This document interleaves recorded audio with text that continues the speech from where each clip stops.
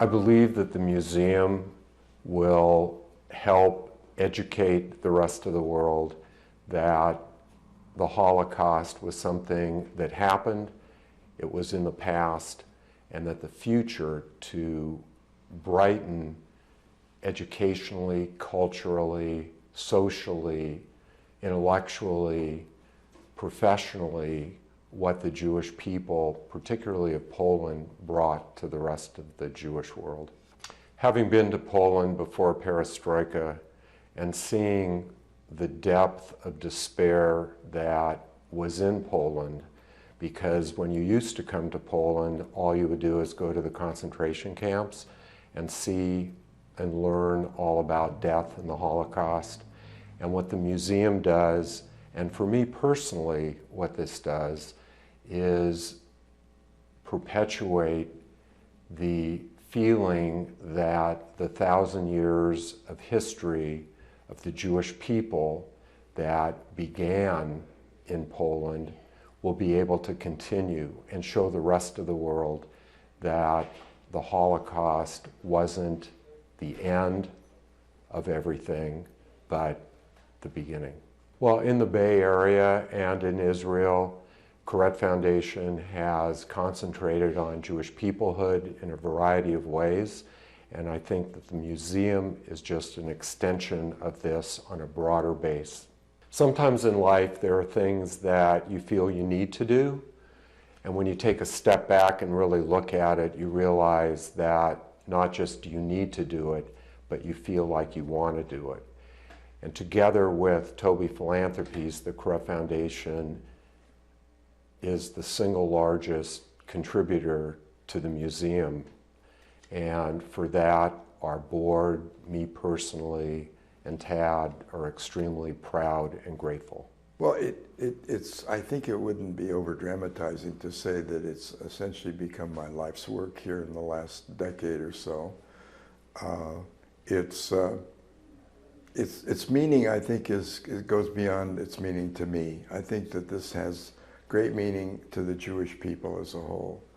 The museum is different than any museum, I think, that exists in the world today.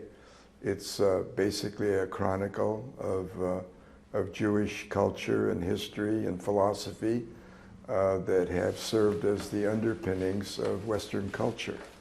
So it's something that I think at this juncture is a gift to the Jewish people, which is basically reminding them, first of all, and the world as a whole, of what the Jewish contribution has been, which is basically the foundations of Judeo-Christian Western culture. It was a tremendous challenge. It took a huge amount of time, not only my own, but the people that believed in what we were doing here. Personally giving the money has never been that hard for me. I mean, to me, if you have enough to satisfy your normal human needs, and then anything else beyond that, is something that one can consider to do. I was born in Poland. I am, sort of a second-degree Holocaust survivor. I wasn't in a camp, but I was in Poland and lost most of my family about the time that the World War II broke out. I was one of the lucky ones because my mother and father were on a business trip to the United States in mid-1939, and I think that they had an opportunity to kind of see the handwriting on the wall, and they decided not to go back. So I joined them later on. I was living with my grandmother in Warsaw at the time, and they had an opportunity to bring me with a very dear friend to the United States. I think the next 30 years I spent trying to be just an ordinary American guy. I wanted to be like all my American friends. I wanted to be involved in sports. I wanted to have what I would consider to be a fairly normal American childhood. I was not particularly enthralled when my mother and father would speak either German or Polish to me in front of my friends. So I think there was a period there where I was really seeking to put my initial years behind me and integrate myself into the American culture, so to speak. So the big change in my life came as a result of two individuals that I became very close to. One of them was a gentleman by the name of Karl Bach, who was a German Jewish refugee, one of the really successful insurance people in the world, probably. He was a very strong believer in his heritage, in his Jewish heritage. And so that rubbed off on me. And then after that, I got into a very close relationship with Joe Corrett. And Joe was also very heavily oriented towards his heritage and his Jewishness. So between those two individuals, I started to go through a metamorphosis and became quite Jewish in terms of my soul and my heart and my belief system. The first thing I had to learn was how to overcome the sensitivities that existed among many American Jews towards Poland. I mean, I think the prevailing question that I had to respond to when I was, when people found out what I did and how I was doing is, why would you want to go to Poland? I mean, after all, they did so many terrible things to the Jews. And so the first challenge was really to overcome that and to answer the question. And the second challenge was really here, and that was to figure out exactly what it was that I was going to do, because I had made a decision that I wanted to help be involved in the revitalization of what was lost as a result of the Nazi murder of Jews in Poland and in Europe as a whole. Just to kind of regress a little bit, I think most people were very well aware that the Nazis murdered men, women, and children. I don't think people were as aware, or maybe not aware at all, that they also had a systematic murder of the Jewish culture. They bulldozed cemeteries, they burned synagogues, they burned books, they destroyed city records. The museum ultimately is an educational institution. And in fact, we're going to have a very large Toby Corrett Educational Center at the museum. And we're going to be attempting to export what we find in the knowledge about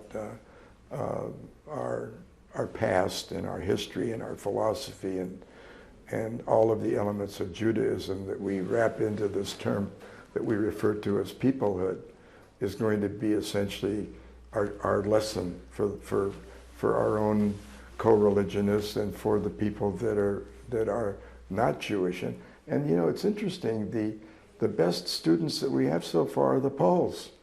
The amount of support that we've had from the Polish government, the interest that we've had from non-Jewish young Polish people has been incredibly gratifying.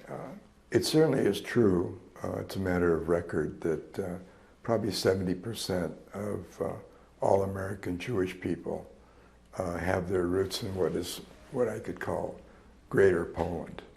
Greater Poland being Poland as defined by its historical movement of its borders. For example, my father was born in Lwów, and it was Polish, and he's Polish. Lwów now is in the Ukraine, so now somebody that's born in Lwów would consider themselves to be Ukrainian. One of the things that has been really gratifying to me is the new generation, the new Poland, the new Jewish people here. Most of the Jewish people today in Poland are what we call the new Jews. They're the people that, because they were living now, as opposed to, say, 25 years ago, in a free democracy, they felt free to explore their roots, to talk about it, to explore it, to discuss it with family members, to, in effect, shine a light on it. And that has led to a lot of conversions of people to Judaism. I think I think the largest group of Jewish people in Poland right now are what we call the new Jews. The old Jews being the small handful of survivors and their progeny. That those Jews who have a Polish background are not as ready to talk about it as, for example, an Italian American might talk about their Italian roots, or an Irish American might talk about their Irish roots. There's all sorts of depth of meaning to that actually intersects with what we're trying to do here. It's perhaps a lack of self-confidence in one's ethnic background that has a lot of complex aspects to it, not the least of which is the Holocaust. So all of those deep-seated reluctance that exists among people to talk about their Polish roots is something that we are slowly overcoming as a result of this unearthing of this incredible culture that we've had here over 1,000 years. And I think that a lot of American Jews have not been proud of their Polish culture for a lot of reasons. I mean, certainly there were intermittent periods of anti-Semitism in Poland. That's talked about a lot. There were periods, long periods of very warm and cordial relationships between the Poles and the government and the Jews. We don't talk about that as much. Obviously, there was some reason why Poland became the home for over 3.5 million Jews. I mean, it was clearly a result that, for the most part, their circumstances here were positive. We're also trying to stress that part of it. I'm immensely satisfied that what I thought could happen a decade ago, but wasn't quite sure, is in fact happening. So I guess all the components of that would be a definition of pride. Yeah, I mean, I think to get into one's senior years and to be involved with something that represents, at least from an intellectual perspective, the culmination of my life's work is very exciting and very satisfying and prideful. My parents are two of the only survivors of their family from Poland and from this part of the world. And most of my family were killed in the Warsaw Ghetto or in Treblinka. They came from a small town about an hour and a half south of Warsaw, and was born about 6 weeks after my parents arrived in New York. My parents were among the last group of refugees who came through Ellis Island. And I always had a very, I would say, difficult set of feelings about Poland, because I grew up in a community of survivors. There were 800 Polish Jewish survivor families who ended up living in southern New Jersey. They came to New York, but they didn't know how to find their way in the country. They came with nothing, having lost everything and almost everyone. And they formed a community in southern New Jersey. They became chicken farmers in southern New Jersey. I often asked my father, why did you become a chicken farmer? In Poland, his family owned shoe manufacturing companies that sold all over Eastern Europe and in what's now the Ukraine. And he said, "Mit de hiner de darf nicht reden kein English," which means with chickens you don't have to speak English. So I grew up in a community of survivors, and we spoke Yiddish. In my family, we also spoke Russian until I was about 5 years old. And Poland seemed like a very difficult place. It was a place that we ran away from. That it was a burning building that we jumped out of. And I never thought that I would find my way back to Poland. But when I got here recently, I went to the town where my family grew up. And they were there for generations. My great-grandfather was a rabbi there. My parents had their business there. Children, grandchildren, dozens of relatives, about 200 who died. The museum is an extraordinary accomplishment. And it reminds me of a Yiddish expression that I heard from my father, which is, "Gehennen und Geneiden ken mir beide gefinnen auf der Welt," which means one can find both heaven and hell on this earth. In the same place where we all experienced and know about hell, we also now have a little bit of heaven. We have the worst of what humanity is capable of and the best of what humanity is capable of now in the same place. It's a healing place in many ways. Yesterday I spent the day in the hometown where my family comes from, and I also spent half the day in Treblinka, where for me it's the cemetery. I knew all my life that that's where my sister died, where my brother died. Actually, my brother was killed in the Warsaw Ghetto. My grandparents, aunts, uncles, cousins, friends. When I grew up, we had no grandparents to laugh with, no sisters and brothers to play with, no aunts and uncles and cousins or friends who were a part of our lives. And we felt that Poland was a cemetery. And in many ways it is. And we have to remember that part of it. But now, when you come to the museum, you see our history, you see beauty, you see inspiration. You also see the Polish people who are really interested in understanding the history of the Jewish population, the history of the Polish population, the interconnectedness of the populations, and who are filled with happiness and joy and pride. And so I think that the museum will really provide an extraordinary educational opportunity, and it's a very, as I said, a healing process. When you have a trauma, when you have trauma in an individual, and I'm a clinical psychologist, so I think oftentimes in terms of trauma, our tradition teaches us that it takes 40 to 50 years to be able to reflect on it, at least 40 to 50 years. And so it's now time we're able to reflect on what happened and to learn from it and to move into the next chapter and to find inspiration in Poland and not just tragedy. For me, being here is an important step in a healing process. Because of what happened with my family, my life has been filled with sadness because of all the loss. I grew up alone. We created our own family because all the survivor families had lost everyone. In my work, I work a lot with youth. I work a lot with families and with youth who are working to find their place in our story. And we never had a way to really teach the history of the Jewish people and our story before we had the museum. Now we have a way to talk about the accomplishments of the Jewish people in a way that inspires pride and a sense of place in history. And that's a great gift, and actually the next chapter in the story of Jewish civilization. The goal of the museum and the goal of my work as a member of the Jewish community and as somebody who runs, I think, some of the institutions in the Jewish community that work with the next generation is to remember those who've gone before, but to nurture the living and to prepare them for the future.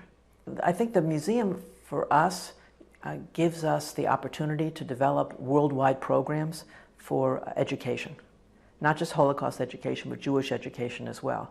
It is an anchor and a resource that I think will inspire educational opportunities throughout the world. I know in the Bay Area and in San Francisco, it's already had a profound impact. It's transforming how our institutions do business. It's becoming a focal point for Jewish education, for youth trips, for interfaith study. And we think that there's going to be a very robust worldwide study program linking the Holocaust Museum here with communities throughout the world. We're starting to send, for example, this summer, some of our educators to the museum here to study. They've formed an institute called the Poland Institute here, which will train educators. So I think it will elevate the capacity of the Jewish community worldwide to really educate and inspire and engage its youth. Because probably one of the greatest challenges now in the Jewish community, especially in the United States, is that being Jewish is a choice. And we need to find ways to engage and inspire our youth to understand their place in history and to find meaning and strength in their identity as Jews. And the museum makes that possible. So last summer we sent a group of young people here in a pilot project because we're hoping that the museum will link with communities throughout the world and provide an opportunity for young people to come here. So we sent from San Francisco, from the Jewish community of San Francisco, sponsored by the Holocaust Center of Jewish Family and Children's Services there, a group of 35 teenagers. And they were Muslims, they were Asians, African Americans, Jewish, Christians, all kinds of youth, all interested in understanding the Holocaust and understanding patterns of genocide. We thought that the further you get away from the Holocaust, there'll be less interest in understanding the Holocaust. In fact, what organizations throughout the world are reporting, Yad Vashem in Jerusalem, the U.S. Holocaust Memorial Museum in Washington, D.C., our Holocaust Center in San Francisco, is an explosive interest in understanding the Holocaust and in understanding patterns of genocide. The most powerful message for me is about resilience, about the capacity of human beings to be resilient, to experience trauma, and to treat each other in the ways in which we know that people treated each other during the Holocaust, but to then move forward and to use that experience to make them stronger and to be resilient. I myself am not a European Jew. I'm a Baghdadi Jew, born in Bombay, India. So I was very fortunate, given my age, that I was born in a country of great tolerance and was able to survive. So I didn't know much about Polish Jewry or European Jewry. I went to Yeshiva College after being in the U.S. Air Force. And at Yeshiva, I studied about European Jewry, and then gradually learned more and more about Polish Jewry, mainly through TAD.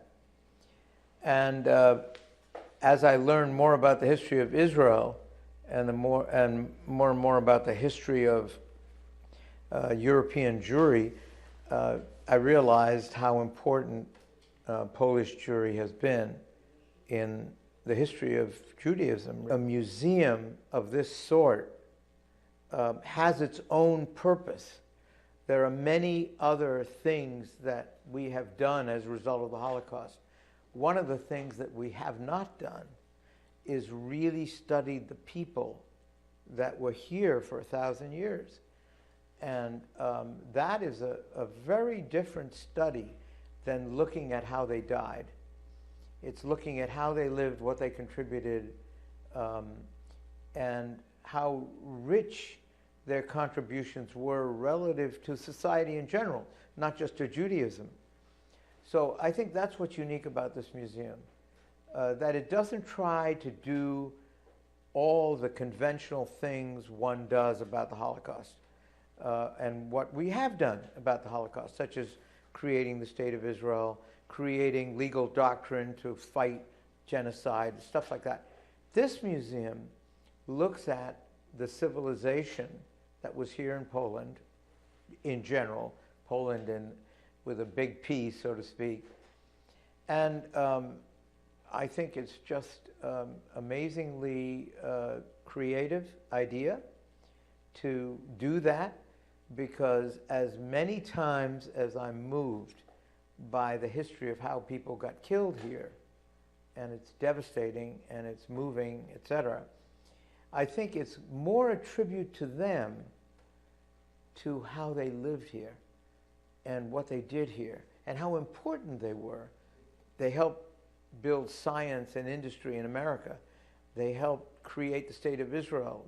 In fact, they were the leading group in creating the State of Israel. Almost every prime minister in Israel since its creation was a Polish Jew.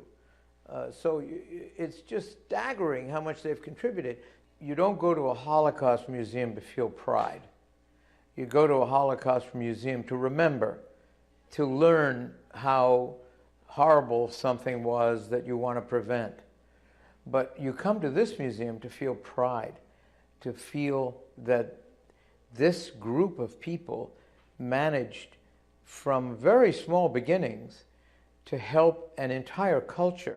I was born here in Warsaw in 1937, and we lived here for about 1 year, and then my father was transferred to Kraków, so we moved over there, and then we lived there until we left Poland at the end of 1948. We were not Jewish. We were, as far as I know, my mother and father were completely, Polish from way back in the many generations.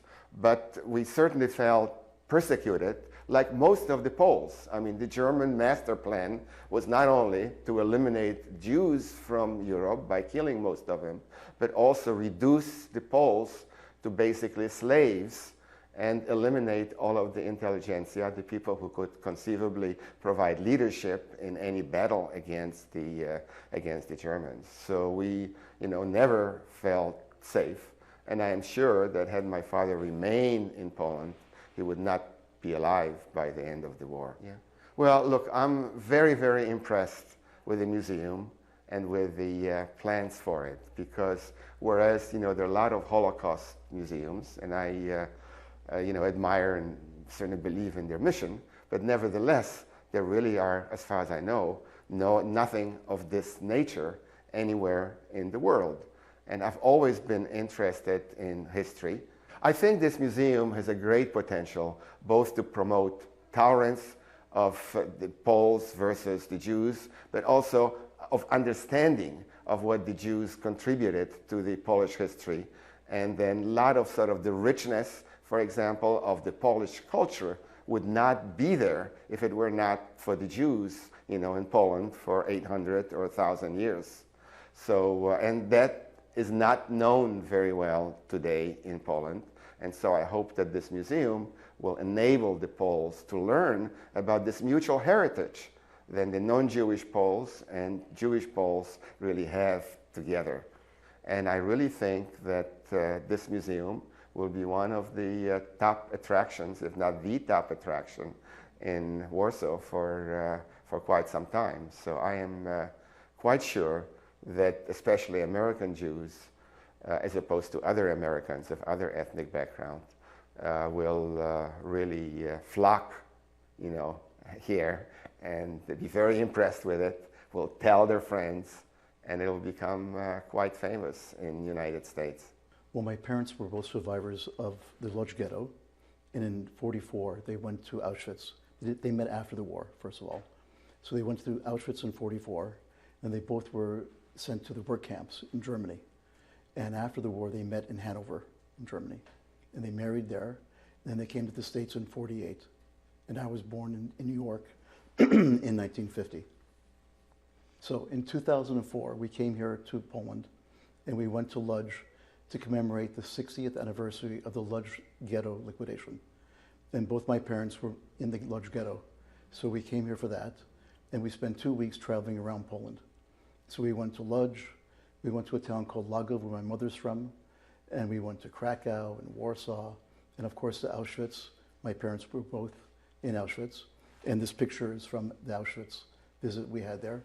And then we went to Majdanek and all over Poland. It was a very important trip for us. Yeah, we're very proud of the museum. We're very proud of the whole thing happening. And for me, when I was here 9 years ago, I learned how in Poland there's Poles and there were Jews. A Jew from Poland was not called a Pole. And I think this museum will show Poland and maybe the rest of the world how the Jews were here for 1,000 years. And we were Polish. And Poles and were Catholics and Jews, not Poles and Jews. And this might clarify that situation. I think it will show how Poland was a center for learning and Jewish learning for the 1,000 years. It was the center of Ashkenazi Jews for all those years. And many people in the States just don't know that. They know about the Holocaust, and that's all we know. But if you look before the Holocaust, great things happened here. There were some ups and downs, pogroms and terrible things, but also some very good things. A lot of great learning. First of all, from the war to now, you're absolutely right. The communists took over. There was no learning about what happened in the Holocaust.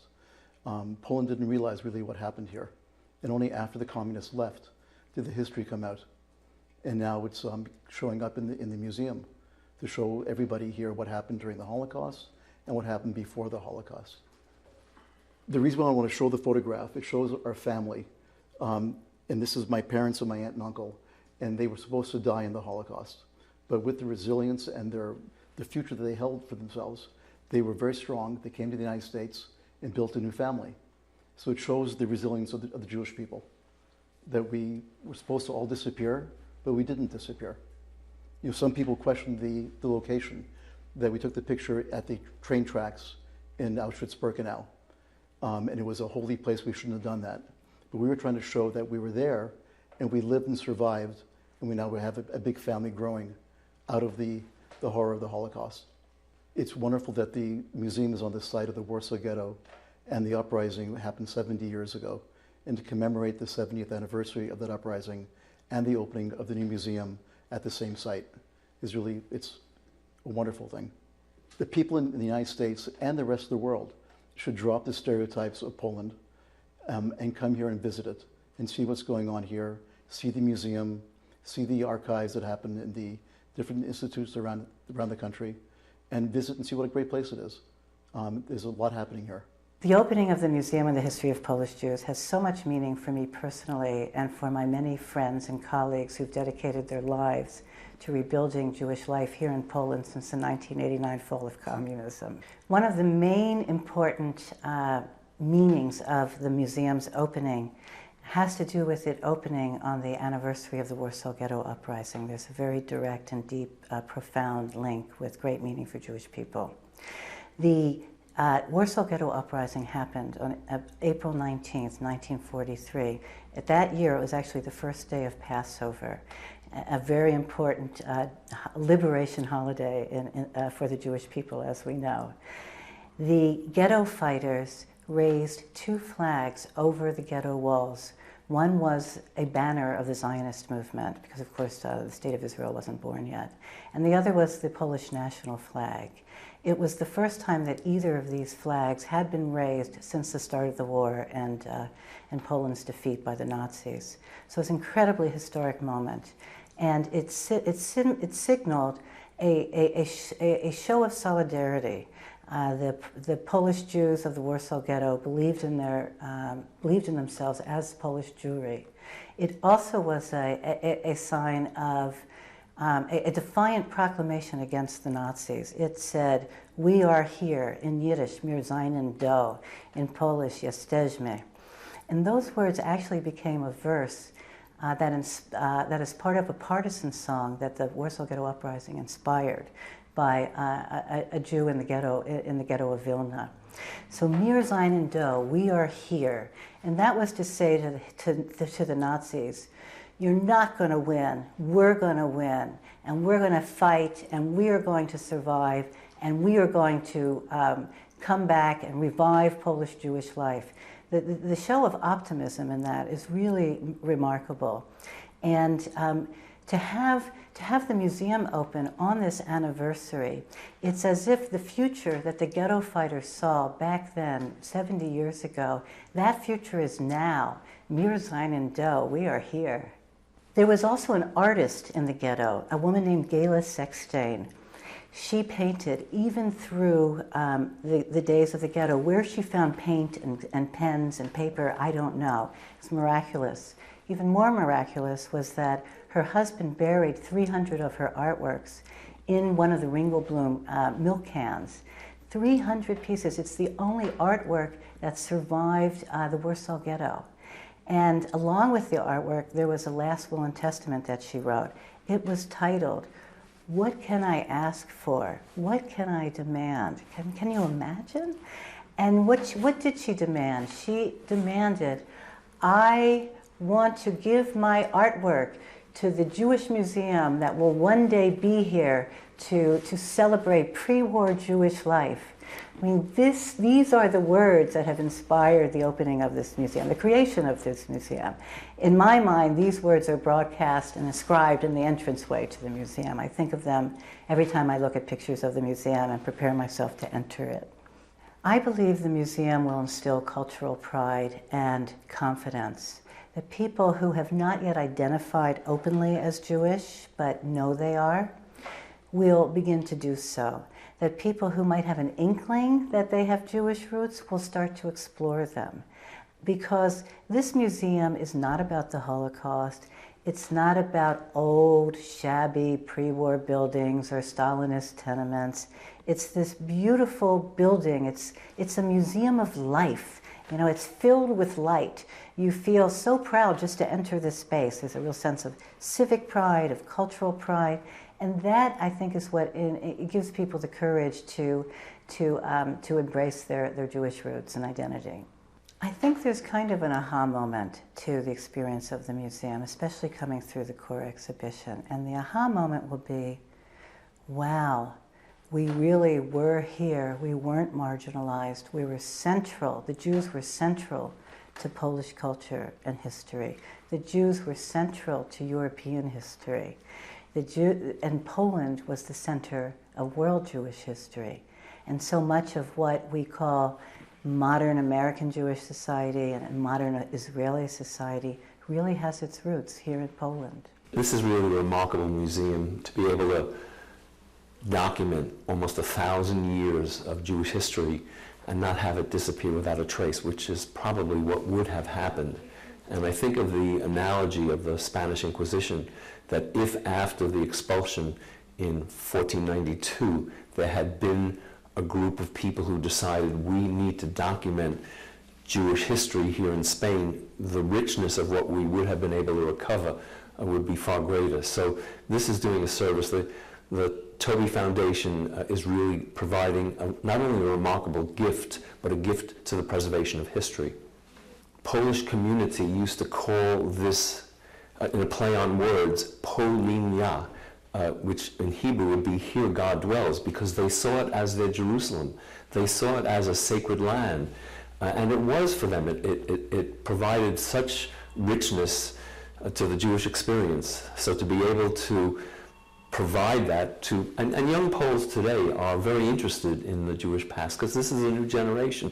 It's almost become in vogue for Polish citizens, young Polish citizens, to explore the Jewish experience here in Poland. Well, I find it interesting that with each interaction and intersection, whether it's the new museum or the Krakow Festival, that people start coming out of the woodwork and identifying almost a hair of a connection. Gee, I had a grandmother who was half Jewish.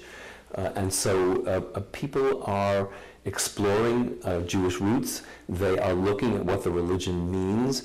There are those who have come back to it and have made comments like, I never really felt at home, and now I am home, and it's a wonderful experience. So I believe every Jew is important. We need to save everyone that we can, and it is happening here on the ground. I would like to see people come into the museum and have it evoke memories. Sometimes they're suppressed, sometimes they're very deep down, and remember a melody that they heard as a child, or some ritual that went on in a grandparent's home that makes them realize, I am connected, there's something there, and then an entire new world opens.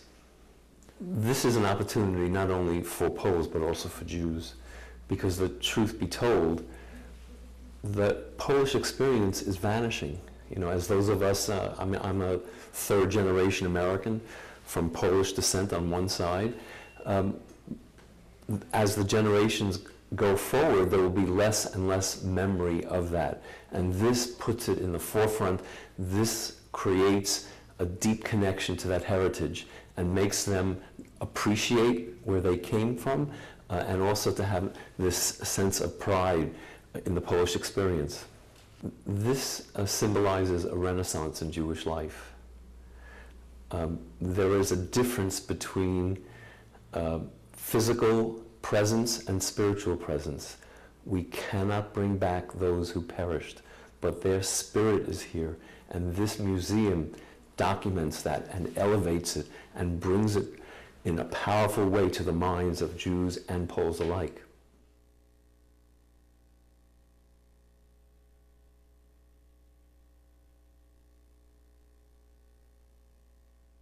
Welcome back to our live coverage here at the site of the Warsaw Ghetto Remembrance on this very special 70th anniversary.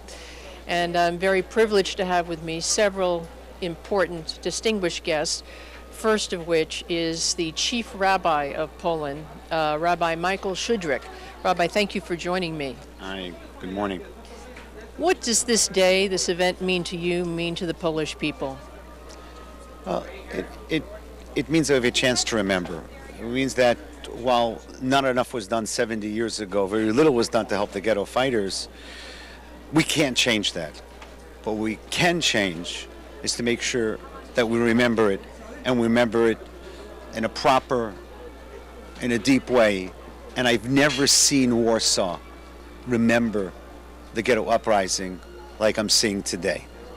Clearly, there was such emotion in the air as we stand here on this hallowed ground, as you well know, where 500,000 Jews were huddled together in this 1.2 mile circumference area with very little. And to experience this feeling of remembrance, yet the poignancy of some hopefulness too, I imagine. Yes. Well, it's this experience of tremendously mixed emotion, because on the one hand, it's tremendous sorrow and it's almost a loss of hope. I mean, what happened here was, I mean, it's cliche to say, but there are no words. There are no words. That's what Simcha Rotem said, and that's what others have always said. We can't describe it. You know, the most horrible things. And yet, on the other hand, you know, there were people that helped back then. Władysław Bartoszewski was sitting not far from me with Żegota. But you know, that was 70 years ago, and we have to remember. But then there's, how do we deal with memory today? What does Poland think about what happened? What part does that place take in the heart of Poland today? And you know, we always spoke about the Jewish uprising of Warsaw of 1943, and then the Polish uprising, which the non-Jewish Poles had an uprising along with some of the very few Jews left in August of 44. It was always the Jewish uprising and the Polish uprising. And now, for the first time in the last 48 hours, I'm hearing this was the first Polish uprising. And for non-Jewish Poles to say, wait, you know, our great and it was a great uprising. They lost like 300,000 people in August of 44, civilians mostly. To say that, well, that was the second Warsaw uprising, is really saying that Jewish memory is becoming, again, part of Polish memory, and perhaps for the first time. That really what happened to the Jews here 70 years ago is really now becoming part also of the Polish national memory.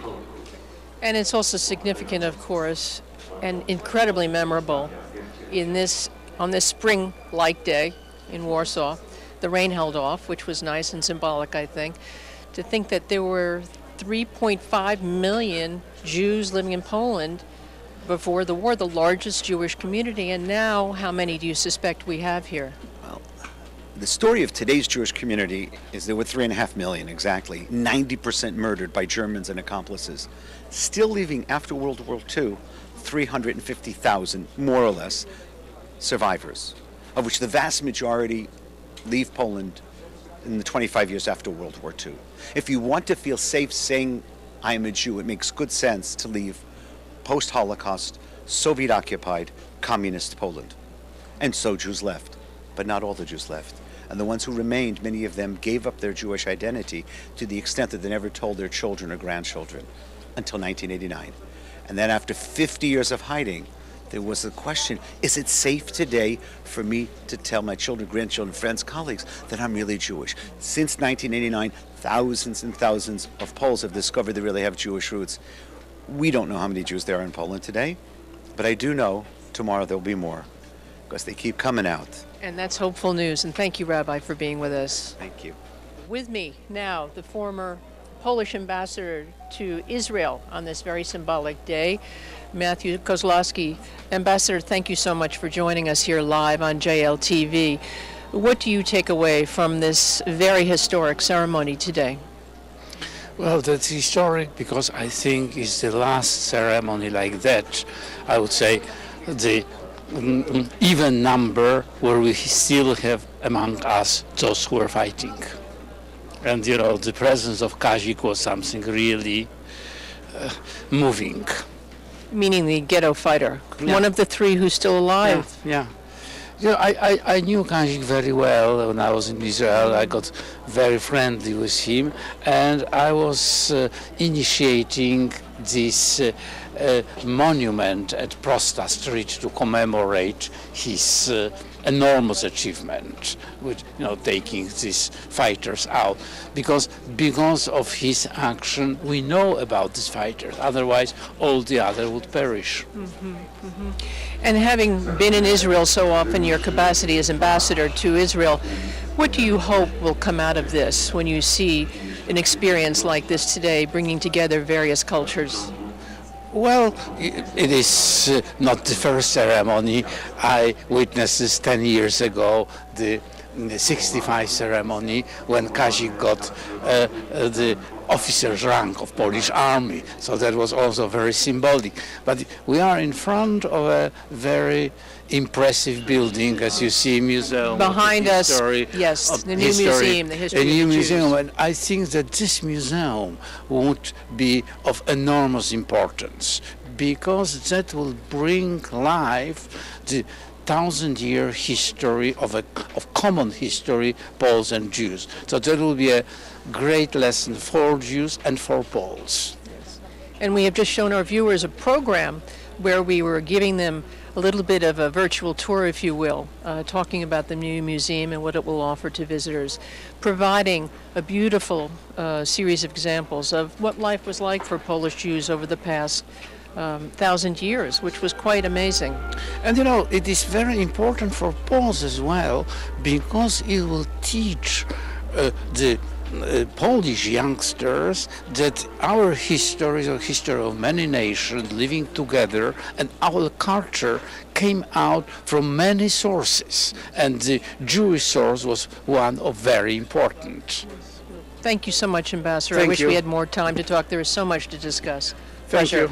Thank you. Thank you. Or I should say, Dziękuję. dziękuję. Dziękuję. Shalom. The spokesperson for the museum, this beautiful museum we were just talking about, which is right behind me here, us here, Peter Koznovsky. Did I pronounce that correctly? Kosobucki. Kosobucki, forgive me. No problem. A pleasure to meet you, sir. You must be, torn today. It's a very exciting day, a poignant day, the 70th anniversary of the Ghetto Uprising. And yet here behind us, over my left shoulder, is this gorgeous new museum about the history of the Polish Jews, which is just opening.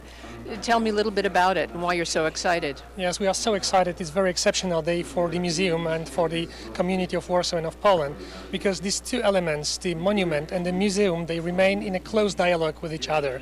The museum is about Jewish death, Jewish suffering, about the ghetto, and museum is presenting the Jewish life throughout the 1,000-year period. So they are complementary to each other, completing the story of a Jewish presence in Poland. And I would like to say to our audience that this is the first example of its kind of a private-public partnership in creating this $100 million or so dollar museum that took almost 20 years, as I recall, made possible, the largest private donor being Toby Philanthropies and the Koret Foundation out of San Francisco, the Polish government, am I correct, and also taxpayers? Yeah, exactly. It's a combination of goodwill of many different people from all over the world, many different foundation institutions. So it's a center that links people and bridges people, and we are proud to be the place of this kind. Well, it is a pleasure to have you. Well, thank you for being with us. I wish you great success. And live from Warsaw, thank you for joining us on JLTV.